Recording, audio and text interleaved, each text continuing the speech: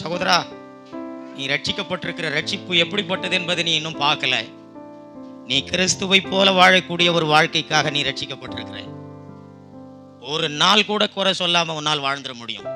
எவ்வளவு கஷ்டமான வாழ்க்கை இருந்தாலும் சரி, எவ்வளவு துன்பத்தின் பாதையில நம்ம நடந்தாலும் சரி, எப்படிப்பட்ட காரியங்களை தேவன் நமக்கு அனுமதித்தாலும் சரி, அவைகளெல்லாம் சந்தோஷமாக என்னால் ஏற்றுக்கொள்ள முடியும்.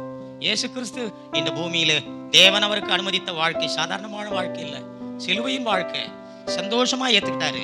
அவர் ஒரு குடிசை வீட்டுல பிறந்தாரு, ஒரு மாட்டு கொட்டைகளை பிறந்தாரு. அவர் நினைச்சிருந்தா பெரிய மாளிகையில பிறந்திருக்க முடியும். சந்தோஷமா ஏத்துக்கிட்டாரு. நான் இந்த மாட்டு கொட்டைகளை பிறந்தனேன்னு சொல்லி அதை குறித்து அவர் வருத்தப்படலை.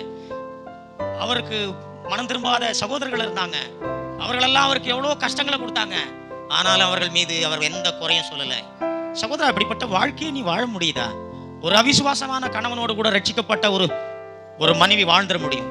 ஒரு அவிசுவாசமான மனைவியோடு ரட்சிக்கப்பட்ட ஒரு கணவன் வாழ்ந்துட முடியும். இந்த வாழ்க்கை வாழ்ந்துட முடியும். எவ்வளவு கஷ்டத்தின் வழியில நடந்தாலும் நீ வாழ்ந்துட முடியும்.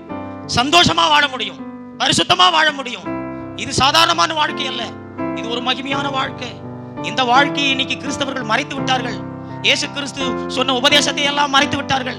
இயேசு கிறிஸ்து ஒரு கிறிஸ்தவனாய் வாழ்வதற்கு போதித்த பிரசங்கத்தை எல்லாம் மறைத்து விட்டார்கள்.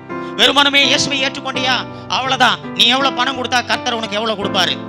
உங்களிடத்திலிருந்து எவ்வளவு பணங்களை எல்லாம் ஏமாற்றலாம், உங்ககிட்ட இருந்து எவ்வளவு கணத்தை பெற்றுக் கொள்ளலாம் என்று சொல்லி இன்றைக்கு அநேகரை ஏமாற்றிக் கொண்டிருக்கிறார்கள். சகோதரனை, நீ விழித்துக் கொள்ளணும். இது கடைசி காலம். அநேகர் ஏமாற்றும்படி வருவார்கள். இதோடு இதுல பல குழுக்களின் உருவாகும்.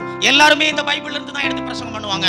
ஆனா இந்த வேதத்தை நீ படித்து சரியாக அறிந்து கொள்ளாவிட்டால் இதே கிறிஸ்தவனாலே நீ வஞ்சிக்கப்படுவே.